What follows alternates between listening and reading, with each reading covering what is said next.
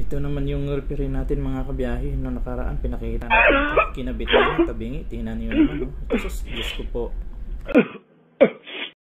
At ito na nga mga kabiyahe, tanggal na natin yung lumang tubo at tayo ng panibago kasi hindi talaga maabot. Kailangan mabilis tong ikabit natin. Yung luma kailangan ikabit natin agad kasi parating na tayo sa puerto. At ito na nga, tapos na mag-welding, kabit na natin dun sa taas kasi talagang nagmamadali na. Kung si chief engineer pa, huwag mo nang madaliin, easy lang. Ayan na, ikabit na natin. May isang kulang pa dyan mga kabiyahe, yung base nya. Ayan, medyo maganda naman tingnan at pantay na, kaya kailangan lang natin ng base nya. Ayan nakahangir pa siya. Isukatan na naman natin yan mga kabiyahe at gawa ng base panibago. At sinukatan na natin agad at yan na, inilagay na natin nakuha na ng kasi nga madali na, kaya winelding na natin at inilagay. Fix na rin at kasi may bagong gagawin na naman, isisingit na naman to. Tataranta na si Chief Meat. Ganda ng dagat mga kabiyahe. Magre-repair po tayo ngayon ng spring sa pump hydrant. Ayan putol. Kailangan may spring yan dito. Ito yung spring na ikabit natin. Ito yan. Para pag ginamit, mabilis bumaba, mabilis tumaas, mabilis igalaw. Ganda ng malamig pa rin dito. Napapag na kanina. Sa Middle East kami mga kabiyahe. At ito na nga, gagawin na natin at kailangan bilisan. Ilang oras na lang dadating na tayo sa puerto. Baka daw aakyat yung mag-inspect, di dali na naman si Chief Meat. Iakin pa naman si Chief Meat na Grego. Alam kung paano gagawin.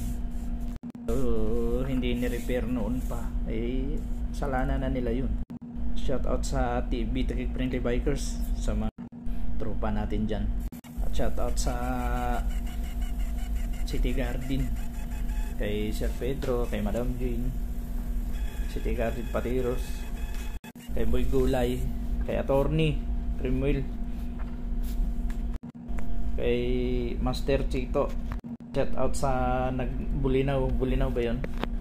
Lakas nyo mga kabiyahe Lakas kasi nakita ko sumakay ng bus lakas talaga. Mapasana all ka na lang.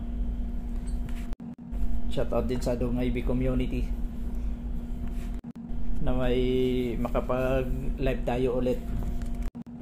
Shout out din kay Sir Sambu sa Middle East. Sir Roger, shout out sa iyo dyan.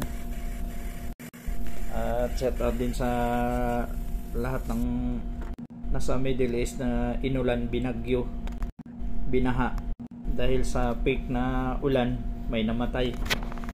Hindi inaasahan na ganoon pala kalakas ang idudulot at pinsala sa bagyo na yung ginawa nilang peak. Pati kami nga dito sa dagat lakas-lakas ng ulan, hangin, kidlat. At yan, lagyan na natin ng thread kasi gumawa tayo ng bolt welding natin para pagkapitan doon sa spring. Malakas kasing spring na yan. Ito na, ito tinredan na natin para isalpak na natin yan. Thread, baklas na sila ng pressure wire para tingnan kasi tayo. Pag hindi baklasin kasi yan, sasabit din.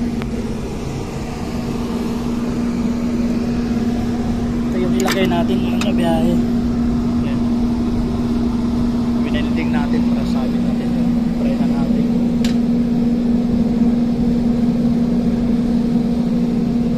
Ayun, pasok sa banga.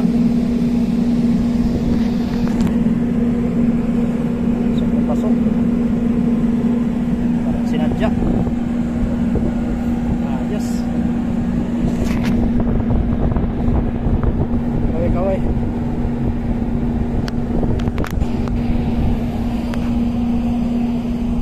Kaway na mga pogi na nasa baba.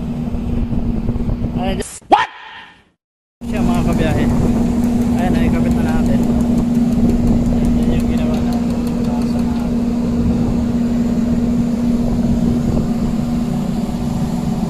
Tataas, baba na yun siya.